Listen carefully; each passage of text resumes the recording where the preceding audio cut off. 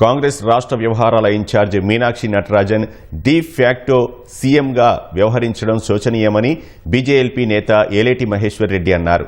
ఆమె ఏకంగా సచివాలయానికి వచ్చి మంత్రులతో కలిసి హైదరాబాద్ సెంట్రల్ వర్సిటీ భూముల వ్యవహారాన్ని సమీక్షించడం ఏంటని మండిపడ్డారు. తెలంగాణ రాష్ట్ర ప్రభుత్వ పాలనా పగ్గాలను రాహుల్ గాంధీ తన చేతిలోకి తీసుకున్నట్టుగా అర్థమవుతోందన్నారు. రాష్ట్ర ప్రభుత్వ పనితీరు తెలంగాణ ప్రజల ఆత్మగౌరవాన్ని రాహుల్ గాంధీ పాదాల దగ్గర తాకట్టు పెట్టినట్టుగా స్పష్టమవుతుంది.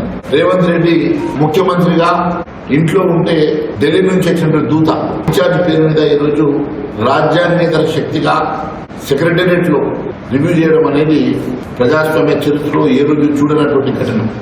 మంత్రులు రివ్యూ చేయలేరా?